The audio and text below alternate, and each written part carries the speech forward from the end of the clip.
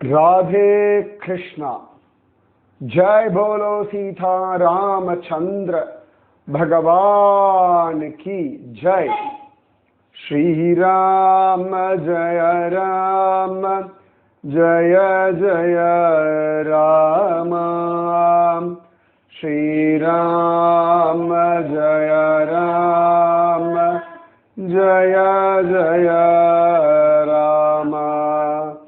श्री राम जय राम जय जय राम। श्री राम जय राम जय जय राम। जय बोलो सीता रामचंद्र भगवान की जय। जय बोलो राष्ट्रगुरु समर्थ रामदास स्वामी की जय। जय बोलो वीर धीर शूर आंजनेय स्वामी की जय। जय बोलो स्वराज्य सिंहासनाधिपति छत्रपति शिवाजी महाराज राजे की जय। जय हिंद, भारत माता की जय। மகோன்னதமான சமர்த்த ராமதாசருடைய அழகான சரித்திரம். சமர்த்த ராமதாசர் முக்கியமா அவருக்கு யாரிடத்திலையும் போட்டி கிடையாது. உலகத்துல பார்த்தோம்னா சாதாரணமா மனிதர்களுக்கு நடுவில் எப்பொழுதுமே ஒரு போட்டி பொறாமை அப்படின்றது இருந்துட்டே இருக்கும். அது சின்ன வயசா இருக்கும் பொழுது இருக்கு, வளர்ந்த பிறகும் இருக்கு, படிக்கும் பொழுது இருக்கு. அது போட்டி, ஆரோக்கியமான போட்டின்றதை தாண்டி பொறாமை அதிகமா இருக்கும். என்னை விட இவர்களுக்கு எல்லாம் கிடைக்கிறது, இவர்களுக்கு எல்லாம் கிடைக்கிறது, எனக்கு கிடைக்கலையே. இது வேலைக்கு போறவாக்கிட்ட நான் பார்த்துருக்கேன். நிறைய பேர் இந்த அந்தந்த ஃபீல்டில், ஒவ்வொரு ஃபீல்ட்லையும் தன்னை விட பெரிய லெவல்ல இன்னொருத்தருக்கு அங்கீகாரம் கிடைக்கிறது அப்படின்னா அதை ஏற்றுக்கிறது ரொம்ப கஷ்டம். அது ஒரு ஸ்போர்ட்ஸில் இருக்கலாம், இல்லாட்டி படிப்பில் இருக்கலாம், இல்லாட்டி வேறு ஏதானும் ஒரு என்டர்டைன்மெண்ட் ஃபீல்டில் இருக்கலாம். ஒன்றும் இல்லை, இப்போல்லாம் இந்த ஃபேஸ்புக் யூடியூப் இதெல்லாம் ரீல்ஸு ஷார்ட்ஸ் எல்லாம் வருது. அதில் சில பேருக்கு நிறைய லைக்ஸ் வரும், நிறைய வியூஸ் வரும். சில பேருக்கு ஒன்றும் வராது. ஆனால் அதுலேயும் ஒரு பொறாமை இருக்கும். அந்த மாதிரி ஆன்மீகத்தில் பார்க்கலாம், அந்த குருமார்களுக்கு இவ்வளோ சிஷ்யர்கள் இருக்கா, இந்த குருமாருக்கு சிஷ்யர்கள் இல்லை. ஸோ இப்படி எப்பொழுதுமே ஒரு கம்பேரிசனே தான் லைஃப்பில் ஓடிண்டே இருக்கும். இந்த கம்பேரிசன் என்ன பண்ணுறது அப்படின்னா, நம்மளை வளர்க்கிறத விட பொறாமையில் கொண்டு போய் விடுறது. கம்பேர் பண்ணி பகவான் நம்மளை இவ்வளோ நல்ல நிலைமையில் வச்சிருக்கானே அப்படின்னு நினைக்கும் பொழுது ஒரு நன்றி வரும். கம்பேர் பண்ணி எனக்கு இதெல்லாம் கிடைக்கல அப்படின் பொழுது கோபமும் பொறாமையும் ஆதங்கமும் வெறுப்பும் கையாலாகாதத்தனமும் வளர்ந்துடும். மகாத்மாக்களுக்குள்ள என்னைக்குமே இந்த பொறாமை போட்டி கிடையாது. இப்ப நம்ம ஜெகத்குரு சந்த் துக்காராம் மகாராஜ், சமர்த்த ராமதாஸ் ரெண்டு பேரும் ஒரே காலத்தை சேர்ந்தவா. ஒருத்தர் பார்த்துருக்கா, பேசியிருக்கா, பழகிருக்கா. யாருக்கு நிறைய சிஷ்யர்கள் அப்படின்னு சொல்லி அவ போட்டி போடவும் இல்லை, அதை பத்தி பெருசா எடுத்துக்கவே இல்லை. அவருடைய வழி, அவருடைய சிஷ்யர்கள், அவ்வளவுதான். ஆனா சில சந்தர்ப்பங்கள்ல என்ன ஆகும் அப்படின்னா, மகாத்மாக்கள் தேவேன்னு இருப்பா. இன்னைக்கு நான் பார்க்குறேன், நிறைய மடாதிபதிகளோட பழக்கம் இருக்கு. அவ எல்லாருமே ரொம்ப ரொம்ப அழகா கர்மஸ்ரத்தையோட பழகுவார்கள். அதே சில சந்தர்ப்பங்கள்ல பார்க்கணும், அந்த மடாதிபதிகளுடைய சிஷ்யர்கள் இல்லாட்டி வேற ஏதாவது குருமார்களுடைய சிஷ்யர்கள், அவளுக்குள்ள ஒரு போட்டி பொறாமை எல்லாம் இருக்கும். எங்க குரு வசத்தியா, அந்த குரு வசத்தியா, எங்க குருனுடைய பலம் ஞானம் வைராக்கியம் பெருசா, அந்த குருவினுடைய பலம் ஞானம் வைராக்கியம் பெருசா. இது எப்பொழுதுமே உலகத்தில் இருக்கக்கூடிய சம்சாரிகளுக்கு தன்னிடத்துல இருக்கிறது உயர்ந்தது அப்படின்னு ஒரு உயர்ந்ததா இருக்கணும் அப்படின்னு ஒரு எதிர்பார்ப்பும் அதற்கான ஒரு தேடுதலும் இன்னைக்குமே உண்டு.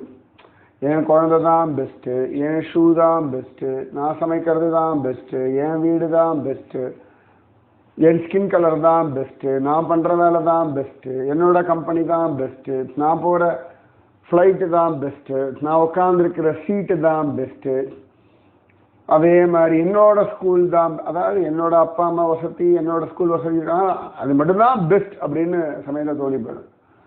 இந்த மாதிரி இருக்கும்போது சமயத்தில் வந்து என் தெய்வம் தான் பெஸ்ட்டு, அதுக்கப்புறம் என் குரு அப்படிதான் பெஸ்ட்டு. இது வந்து இருக்கலாம், ஆனால் ஒரு லெவலுக்கு மேலே அது கம்பேரிசனில் போய் பிரச்சனை ஏற்படாது. சமர்த்தராமதாசர் காலத்தில் ஏற்கனவே சொல்லியிருக்கேன், மௌனி பாபா அப்படின்னு ஒருத்தர் இருந்தார் அப்படின்னு. அவர் ஒரு சித்த புருஷர். அவர் 700 வருஷங்கள் 800 வருஷங்கள் வாழ்ந்தார் அப்படின்னு சொல்லுவார். சமர்த்தராமதாசர் காலத்துக்கு முன்னாடியிலேருந்தே அவர் இருக்கார் அப்படின்னு காண கிடைக்கிறது. சமர்த்தராமதாசருக்கும் மௌனி பாபா மேல ஒரு பெரிய மரியாதை உண்டு. மௌனி பாபாவுக்கும் சமர்த்தராமதாசர் மேல அதீத பிரியமும் மரியாதையும் உண்டு. ஒரு சந்தர்ப்பத்தில் கூட இந்த மௌனி பாபா ஒரு வெத்தலையும் பார்க்கும் கூட தன் சிஷ்யன் கிட்ட கொடுத்து விடுவார். சமர்த்தராமதாசருக்காக பிரத்யேகமா கொடுத்து விடுவார் அப்படின்னு நம்ம பார்த்துருக்கோம். ஒரு சந்தர்ப்பத்தில் மௌனி பாபாவுடைய சிஷ்யர்கள் அவரிடத்துல பேசும் பொழுது, சுவாமி உங்களுக்கு நல்ல சமத்காரம், அதாவது நல்ல சித்து விளையாட்டுலாம் இருக்கு, அந்த மாதிரி சமர்த்தராமதாசருக்கு பண்ண தெரியுமா அப்படிங்க. இப்போ மௌனி பாபா சிரிச்சார், அப்பா அவர் அதெல்லாம் கடந்த ஒரு சிட்டியில இருக்கார்.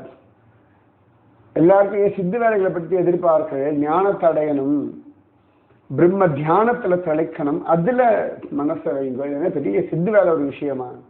இல்லை இல்லை எங்களுக்கு தெரிஞ்சாகணும், எங்கள் குருவோட அவர் ஒன்றும் பெரியவர் கிடையாதுன்னு. இப்போ மௌனி பாபா சொல்கிறார், இது அனாவசியம், உங்கள் வேலையை பார்த்துட்டு போயிட்டே இருங்கோ அப்படின்ற. அப்போ சிஷ்யா பார்த்தா, இது நம்ம குரு கிட்ட சொல்ல வேண்டாம், நாம தனியாக சமர்த்தராமதாசரை அவருடைய சித்து வேலை இருக்கா இல்லையான்னு பரீட்சை பண்ணி பார்த்துடலாம் அப்படின்னு தீர்மானம் பண்ணிடுறார். மௌனி பாபா கிட்ட சொல்லலை, இவா பாட்டு கிளம்பி சமர்த்தராமதாசரை பார்க்க போறார்கள். மௌனி பாபாவுக்கு தெரியும், அவருக்கு தெரியும் எப்படி இருந்தாலும் சமர்த்தராமதாசர் இவர்களுக்கு புரிய வச்சுடுவார். நாம சொல்லி அவளுக்கு புரிய வைக்க முடியல, ஆனால் அவர் புரிய வச்சுடுவார். இவர் அமைதியா இருந்தார். அவர் எல்லைக்கு மேல எல்லா விஷயங்கள்லையும் இதை பண்ணாத அப்படி பண்ணாதுன்னு சொல்ல முடியாது. தானாவே பட்டு திருந்துறதுன்னு ஒன்று உண்டு இல்லையா? சரி, பட்டு இருந்துட்டு விட்டுட்டார். ஏன்னா அவர் தெரியும் சமர்த்தராமதாசர் அவருக்கு மேல பெருசா அவளை தண்டிக்கலாம் மாட்டார் அப்படின்னு அவருக்கு நன்னாவே தெரியும்.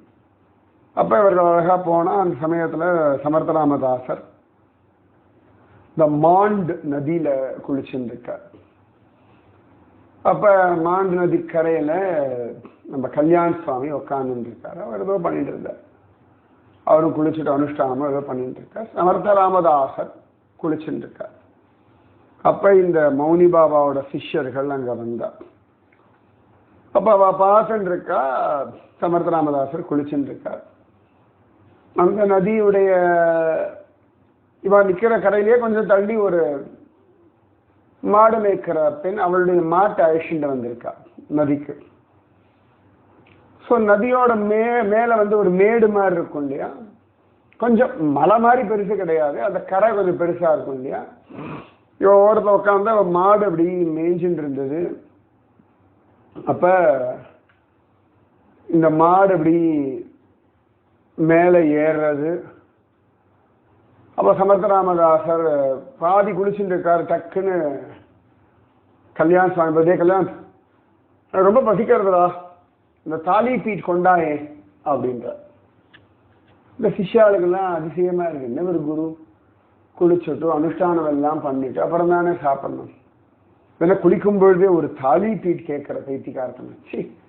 இவர் பரீட்சை பண்ணி பார்க்கறது கூட வேலையேற்றாது. ஏன்னா கொஞ்சமாவது அதில் ஒரு நியாயம் இருக்கணும். இவருக்கு அதுக்கான ஒரு எந்த விதமான ஒரு அருகதையே இல்லையே அப்படின்றத நினைச்சுட்டு உடனே கல்யாண சுவாமி பார்த்தா கிடுகிடுன்னு ஓடினார். தாலி பீட் இருந்தது கொண்டு வந்தார். இந்த ரொம்ப விசேஷமான ஒரு டிஷ் அது மகாராஷ்டிராவில். நிறைய அந்த மல்டி கிரெயின் பிரெட் மாதிரி வச்சுக்கோங்களேன், அவ்வளோ அழகாக மல்டி கிரெயின் ரோட்டி, சிறுதானிய ரோட்டிலாம் சொல்லுமே அந்த மாதிரி நல்லா திக்காக பண்ணுவா. அதை பிச்சு சாப்பிட்றதே கஷ்டம். அது கொஞ்சம் போட்ட உடனே சாப்பிடணும், இல்லாட்டி கொஞ்சம் கடினமாயிடும். அப்போ அதை அவர் கொண்டு வந்தார். இவர் எடுத்துட்டு வரார், சமர்த்தராமதாசர்கிட்ட கொடுக்க போறார். கல்யாண சாமி சமர்த்தராமதாசர் நதியிலேயே நின்றுட்டு இருக்கார். சாதாரண நதியில் நின்று சாப்பிடப்படாதுன்னு ஒரு சாஸ்திரம் உண்டு. ஏன்னா கல்யாண சுவாமி அதெல்லாம் யோசிக்கல, பாடுக்கு எடுத்து போய் குருக்கிட்ட கொடுக்குற. கரெக்டா அப்பதான் இந்த மாடு மேல கரை மேல ஏறி புல்லு தின்னுட்டு இருந்தது இல்லையா, திடீர்னு அதுக்கு எங்கேயோ ஸ்லிப் ஆகிடுது, நேர மாண்டு நதியில தலைகுப்புற விழுந்தது. விழுந்து மாடு உடனே செத்து போயிடுது. மாடு செத்து போயிடுது. அப்படியே அப்படியே 2 காலம் மேலே தூக்கிட்டு அப்படியே நிற்கிறது. இந்த மாடு மேய்ச்சினது ஓன்னு கதறா. அவ ஒரு பக்கம் புலம்புறா, ஐயோ மாடு போயிடுத்து, என் கணவன் என்னை திட்டுவான்னு, நான் என்னத்தை பண்ணுவேன்னு அவ புலம்புறா. சிஷ்யாலாம் பார்த்துட்டு இருக்கா, இந்த மௌனி பாபாவோட சிஷ்யா. சமர்த்தராமதாசனும் இந்த மாடு விழுந்தது செத்து போனது எல்லாம் பார்த்துட்டு இருக்கா. இவர் அந்த தாலி பீட்டை கொடுத்தாச்சு. சமர்த்தராமதாசர் இப்போ தாலி பீட் வாங்குற. இந்த உடனே இதே பாடுறான்லாம் ஒன்றும் சொல்லலை. கல்யாண சுவாமி பார்த்து மாடு ஆயிட்டு போய் பாடுறான்னு அவனும் சொல்லலை. கல்யாண சுவாமியும் பார்த்தார், அவரும் அதை ஒன்றும் பெருசாக எடுத்துக்கல. சமர்த்தராமதாசர் கொண்டு போய் தாலி பீட்டை கொடுத்தார். சமர்த்தராமதாசர் வாங்கினாடே, ரொம்ப இது கடக்கா இருக்கேடா, இது கொஞ்சம் மெத்துன்னு எடுத்தா நல்லா இருக்கும்.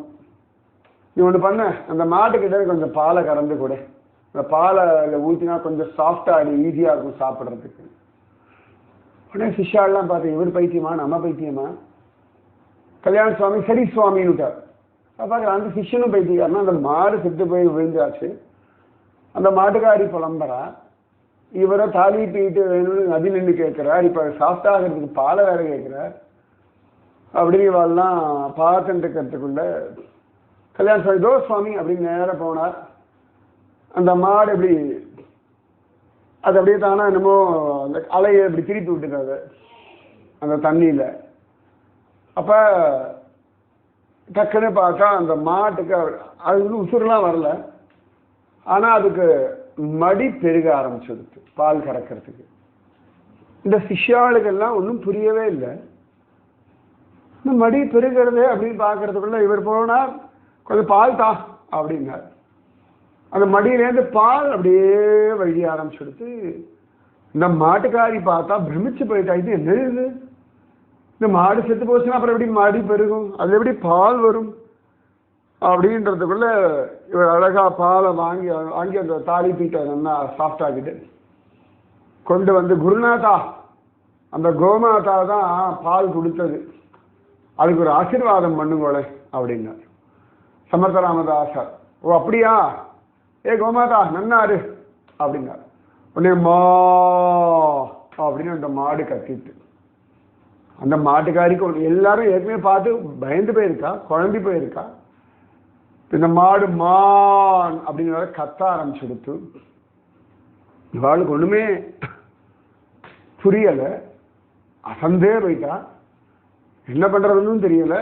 அதுக்குள்ள அந்த அந்த மாட்டுக்காரி ஓடி வந்து அவ கல்யாண சுவாமி காலில் வந்தா, மாடு பொழைச்சுடுத்து அப்படின்னு சொல்லி கல்யாண சுவாமி சிரிச்சார். அவர் காலில் போய் என் காலில் ஏன் விழ அப்படின்னா. சமர்த்தராமதாசர் வந்தார், கரை ஏறார், ஓடி வந்தார். சுவாமி என் குடும்பத்தையே நீங்க காப்பாத்தியாச்சு, அது பொழைப்புக்கு வேற ஒன்றும் கிடையாது அப்படின்னா. சமர்த்தராமதாஸ் சிரிச்சார். அதெல்லாம் நம்ம ராமர் ராயனுடைய அனுகிரகமா அப்படின்னா. இதெல்லாம் பார்த்துட்டு இருக்கான்னு கல்யாண சுவாமிக்கும் தெரியும், சமர்த்தராமதாசருக்கும் தெரியும். இந்த சிஷ்ய பசங்க எல்லாம் பார்த்துங்க. ஓடி வந்தா, சமர்த்தராமதாசர் காலில் விழுந்தா. சமர்த்தராமதாசன், உங்களெல்லாம் பார்த்தா மௌனி பாபா சிஷ்யா மாதிரி இருக்க,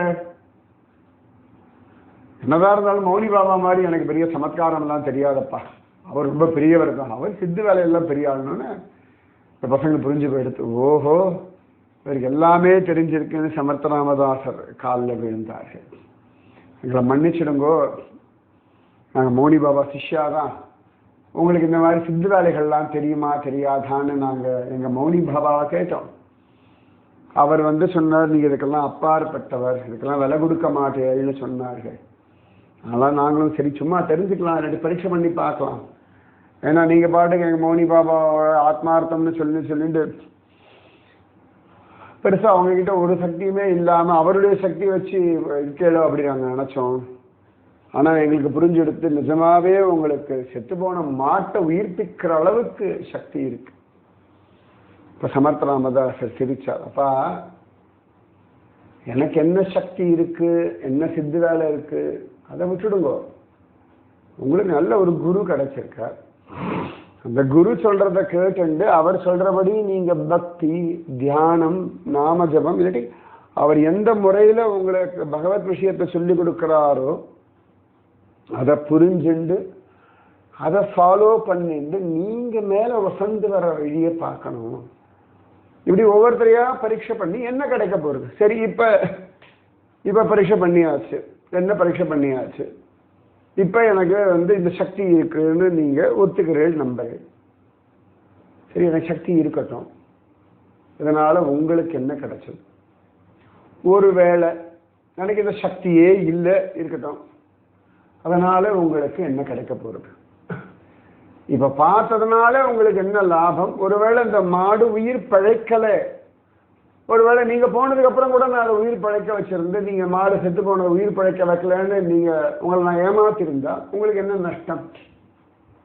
இதனால உங்களுக்கு கிடைக்க போறது என்ன?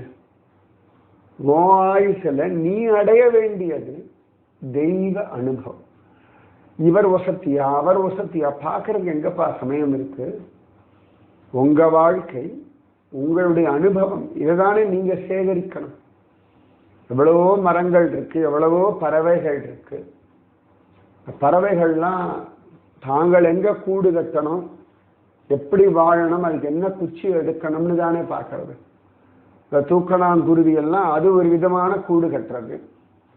ஒவ்வொரு பறவையும் ஒவ்வொரு விதமா கூடு கட்டுறது. சில பறவைகள்லாம் நான் பார்த்துருக்கேன். முக்கியமா நான் சந்திரபாகால தான் பார்த்தேன். விஷ்ணு பாதத்துல சந்திரபாகா நதியினுடைய மண்ணை கொண்டு வந்து அந்த விஷ்ணு பாதத்துக்கு மேல இருக்கக்கூடிய அந்த உத்தரம், அந்த ரூஃப் இருக்குமே, அதுல தலைகீழ மண்ணை ஒட்டி ஒட்டி ஒட்டி ஒட்டி ஒட்டி அந்த குருவிகள் கூடு கட்டான். நமக்கு அதிசயமா பிரமிப்பா இருக்கு. அது எப்படி மண்ணை வச்சு ஒட்டி ஒட்டி ஒட்டி ஒட்டி அது கட்டுறதே நான் வீடியோ எடுத்திருக்கேன். பார்க்கறதுக்கே பிரமிப்பா இருக்கும். தூக்கணாங்குருவி கூட அது கூடு கட்டுறதை பார்க்கணும், நான் அதுவும் பார்த்துருக்கேன். அவ்வளவு அழகா கூடு கட்டு தூக்கணாங்குருவி கூடு. இவ்வளவு ஏன் ஏசி எங்க வீட்டில் ஒரு ஏசி இதுவாகிடுதுன்னு சொல்லிட்டு வேற இது பண்ணும்பொழுது அந்த இடத்துல ஏசி எல்லாம் கழட்டி வச்சாச்சு. அதுக்கப்புறம் அங்கே போட்டிருந்த புறா வலையெல்லாம் எடுத்துட்டோம். அதுக்கப்புறமா எடுத்ததுனால வேற ஏசி மாட்டியாச்சு, எல்லாம் பண்ணியாச்சு. நேற்று சாயங்காலம் தான் ஏசி மாட்டியிருக்கோம். அந்த இடத்துல அந்த புறா வலை பிஜியன் நெட் போடலை. இன்னைக்கு ஆள் போடணும். இல்லாட்டி உடனே புறா சரி நேற்று சாயங்காலம் தான், நான் அதுக்காக தான் சீக்கிரம் வர சொல்லியிருந்தேன். நேற்று சாயங்காலம் ஒரு 4:30-5 மணிக்கு அந்த ஏசியை மாட்டிட்டு ஆள் போயிருப்பார். இப்போ எல்லாம் பண்ணியாச்சுன்னு அங்கே ஒரு புறா உட்காந்து நான் அப்போ நினைச்சேன், நாளைக்கு நான் வலை போடுற போகிறோம், நாளைக்கு உட்கார முடியாதுன்னு சொல்லிட்டு நான் பாடி வந்துட்டேன். இன்னைக்கு வலை போடுறதுக்கு ஆள் உள்ள பார்த்தா அதுக்குள்ள ஒரு 15 குச்சியை கொண்டு வந்து அது கூடு கட்ட ரெடி ஆகிடுச்சு. நேற்று சாயங்காலம் 4:30 6:30 மணி வரைக்கும் வெளிச்சம் இருக்கும் வச்சுக்கோங்க. இந்த 2 மணி நேரத்துக்குள்ள ஒரு நல்ல இடம் கிடைச்சிருந்து நான் தீர்மானம் பண்ணி ஒரு 7 குச்சியை கொண்டு வந்து வச்சாச்சு. நல்ல வேலை நான் ஒரு 3 நாள் விட்டுருந்தேன்னா முழு கூட்டையும் கட்டியிருக்கோம், அதுல ஒரு 2 முட்டையும் போட்டிருக்கோம். அதுக்கு முன்னாடி நான் முடிச்சுட்டு நான் சுதாரிச்சுன்னு வச்சுக்கோங்களேன். அப்ப அது பாருங்க, அதுக்கு அவ்வளவு சாத்துரியம் இருக்கு. சரி, இந்த இடம் சௌகரியம், அந்த இடம் சௌகரியம் அப்படின்னு எத்தனை அழகு, எத்தனை விசேஷம். நல்ல வேலை அது முழுசா கூடு கட்டுறதுக்கு ஆரம்பிக்கிறதுக்கு முன்னாடியே வலைய போட்டுட்டேன். அதனால நான் தப்பிச்சு விட்டேன், அதுவும் தப்பிச்சு விடுது. இல்லாட்டி அது எனக்கும் கஷ்டம், அதுக்கும் கஷ்டம். இதுதான் உண்மை. அது வேற எங்கேயா கட்டிதான் பிரச்சனை கிடையாது. பல இடங்கள்ல நான் பார்த்துருக்கேன். பாம்பேலெல்லாம் இந்த பால்கனி திறந்து வச்சுட்டு எங்கேயாவது போயிட்டாங்கன்னா நம்ம அங்கே எங்கேயாவது ஒரு பரணம் மாதிரி இருந்ததுன்னா கொஞ்ச நாள் நம்ம அந்த பக்கம் புழங்கலை அப்படின்னா அது மேலே கூடு கட்டி அங்கே ஒரு 4-5 முட்டையை போட்டு குஞ்சே பிடிச்சிடும். பல இடங்கள்ல நான் அது பார்த்துருக்கேன். சில சந்தர்ப்பங்களில் பார்த்துருக்கேன். அந்த ஏசி அந்த ஹோலுக்குள்ள அணில் அவ்வளவு அழகா கூடு கட்டி ஜம்முன்னு அணில் குஞ்சு போட்டு போயிடுது. ஜம்முன்னு எங்க தான் அதுங்களுக்குலாம் அப்படி தோணும்னே தெரியாது. அப்ப அந்தந்த ஜீவன் தன் வாழ்க்கை, தன்னுடைய குடும்பம், தான் பண்ண வேண்டிய விஷயங்கள் இதுல தானே கவனம் வைக்கிறது. அதனால நீங்க உங்களுடைய பக்தி தியானம் தெய்வ அனுபவம் உங்க குருவினுடைய அனுகிரகம் இதுல கவனம் வச்சா உங்களுடைய வாழ்க்கைக்கு பிரயோஜனம் உண்டு. அதை விட்டுட்டு என்ன பரிசோதனை பண்ணி என்ன கிடைச்சது உங்களுக்கு? இனியாவது நேரத்தை இப்படி வீணடிக்காதீங்கோன்னு. அதான் அழகு. என்னப்பா நான் பெரியால் தெரிஞ்சாச்சா, இனிமேலா அடங்குங்கடா அப்படி சொல்லலை. எதுக்கு உனக்கு இது, ஏன் இந்த வேலை? மௌனி பாபாவுக்கு என் நமஸ்காரத்தை சொல்லிடுங்கோன்னு இவ்வளவும் சொல்லிட்டு மௌனி பாபா கிட்ட நமஸ்காரத்தை சொல்லுங்க.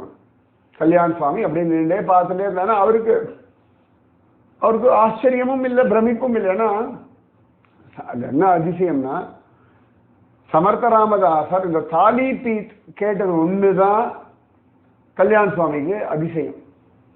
ஏன்னா பல நாட்கள் சாப்பிடாமலேயே இருக்கக்கூடிய சமர்த்த ராமதாசர் என்னைக்குமே அவசரமா பசின்னு கிடையவே கிடையாது அவருக்கு. அது இன்னைக்கு தண்ணியில நின்றுண்டு குளிச்சுட்டு இருக்கும் பொழுது பசின்னு சொன்னாரு. இதுல ஏதோ ஒரு விஷயம் இருக்கு மட்டும் தெரியும், என்ன விஷயம்னு அவருக்கு தெரியல. இப்ப புரிஞ்சு கொடுத்து, ஓ இந்த பசங்களுக்கு புத்தி வர வைக்கிறதுக்கு தான் இவ்வளவும் பண்ணியிருக்கா அப்படின்னு. அதுல அந்த மாட்டுக்காரிக்கு பாக்கியம், அந்த கோமாதாவுக்கு பாக்கியம். சரியா அன்னைக்கு அவளுக்கு விதிப்படி எல்லாமே இப்படி நடந்திருக்க வேண்டியது. இந்த பசங்க வந்ததுனால, சமர்த்த ராமதாசன் அந்த இடத்துல இருந்ததுனால அவளுக்கு நன்மை நடந்தது. அதனால எப்பொழுதுமே நீங்க உங்க குரு, உங்க அனுபவம், உங்க பக்தி, உங்க நாமஜபம், உங்கள் வாழ்க்கை இதுல மட்டும் கவனம் வச்சுட்டு போயிட்டே இருக்கும். நம்ம குரு வசத்தியா, அந்த குரு வசத்தியா, அந்த குருவுக்கு எத்தனை சிஷ்யா இருக்கா, அந்த குரு என்னெல்லாம் பண்றார், அந்த சங்கத்தில் இருக்கவா என்னெல்லாம் பண்றான், அது அவசியம் இல்லையே, அவசியம் இல்லையே. இப்போ ஒரு தெருநாய் இருக்கு, அது அம்மாவா இருக்குன்னா அதோட 4-5 குட்டிக்கு அது என்ன உண்டோ அதோட பால் தான் அது கொடுக்க போறது. அது கிடைக்கிற ஆகாரத்தை அது சாப்பிட்டு அது ஒரு வாழ்க்கையை வாழ போறது. அது குட்டி போட அதே சமயத்துல காட்டுல ஏதான ஒரு புலிக்குட்டி போட்டிருக்கும். அந்த புலிக்குட்டிக்கு புலி அம்மா என்ன பண்ணும், அதோட புலிப்பாலை தான் கொடுக்கும். ஆனா அந்த தாய் என்ன பண்ணும், அது சாப்பிட்றது ஏதாவது மாமிசத்தை சாப்பிடும், ஆனா குழந்தைக்கு புலிப்பால் கொடுக்கும். அவ்வளவுதானே. அதே சந்தர்ப்பத்தை வேற யாராவது ஒரு அம்மா குழந்தைய பெற்றிருப்பா, அதுக்கு மனுஷ பால் கொடுக்க போறா. ஒவ்வொருத்தரும் அதே நேரத்துல பிறந்த புலிக்குட்டியா இருக்கட்டும், மனுஷக்குட்டியா இருக்கட்டும், நாய்க்குட்டியா இருக்கட்டும், அதனுடைய வாழ்க்கை அவாவாளுக்கு தகுந்த மாதிரி ஒரு வாழ்க்கையை வாழ போறோம். இதானே உலகத்தினுடைய நியதி, இதுதான் உலகத்தினுடைய இயற்கை. அப்ப நீங்க எப்பொழுதுமே உங்கள் பக்தி, உங்களுடைய வளர்ச்சி, உங்கள் முன்னேற்றம் இதுல கவனம் வைங்க. அதுதான் உங்களுக்கு நல்லது. இது சமர்த்த ராமதாசர் ரொம்ப அழகா புரிய வச்சுட்டார். இந்த சிஷ்யர்களும் அவரிடத்துல மன்னிப்பு கேட்டுட்டு நேர போய் மௌனி பாபா காலில் விழுந்தார்கள். எல்லா விஷயத்தையும் சொன்னார். மௌனி பாபா சிரிச்சார். இப்ப நீங்க பார்த்ததும் ஒண்ணும் இல்லடா, அவர் இதையெல்லாம் கடந்தவர், வித்தியாதான் சொல்றவர், அவருக்கு இதெல்லாம் விஷயமே கிடையாது. ஆனா ஒண்ணு நல்லதுடா, எப்படி நீங்க போகவே இல்லைனால அந்த மாடு உயிர் பொழைச்சிருக்கும், அந்த மாட்டுக்காரியம் நல்லது நடந்திருக்கும். அது உங்க கண்ணெதிர்க்க நடந்ததுல உங்களுக்கு புத்தி வந்தது, எனக்கு ரொம்ப சந்தோஷம். எவ்வளவு அழகான ஒரு பெரிய தத்துவத்தை அவர் சொல்லிக் கொடுத்திருக்கார், அவ்வளவு பெரியவர் சொல்லிக் கொடுத்திருக்கார். இனி எப்படி இருக்கணும் நீங்க பார்த்துக்கோங்க. இவர் திரும்பி அதை தனியாக அந்த விஷயத்தை நான் அப்பயே சொன்னேன் இல்லையா, அதெல்லாம் போகவே இல்லை, நல்லது பார்த்துக்கோங்க. அப்ப மௌனி பாபா சொன்னார், இவ்வளவு நடந்தது அவரோட சிஷ்யன் அவரோட மட்டும் பார்த்துன்னு போயிட்டு இருந்தா இல்லையா அப்படின்னா, ஆமாம் சுவாமி. அந்த சிஷ்யன் முகத்துல எங்க குரு எவ்வளவு பெரியவர் பாருங்க, அந்த பெருமையும் இல்லை பாத்தீங்களாடா, அப்படி எங்களை பார்த்து ஒரு இலக்காரமும் இல்லை. அவன் பாட்டுக்கு சாதாரணமா தன் குரு சொல்றது கேட்கறது இவ்வளவுதான் இருந்தான் ஒழிய வேற எதுவும் கவனமே இல்லை. இதுதான் ரகசியம். ஸோ உங்கள் ஃபோக்கஸ் எங்க இருக்குன்னு பாருங்க. ராதே கிருஷ்ணா. ஸ்ரீராம ஜய ராம ஜய ஜய ராம. ஸ்ரீராம ஜய ராம ஜய ஜய ராம. जय बोलो सीता रामचंद्र भगवान की जय. जय बोलो राष्ट्र गुरु समर्थ रामदास स्वामी की जय. जय बोलो वीर धीर सूर आंजनेय स्वामी की जय. जय बोलो स्वराज्य सिंहासनाधिपति छत्रपति शिवाजी महाराज राजे की जय. जय बोलो भारत माता की जय। जय हिंद। राधे कृष्णा।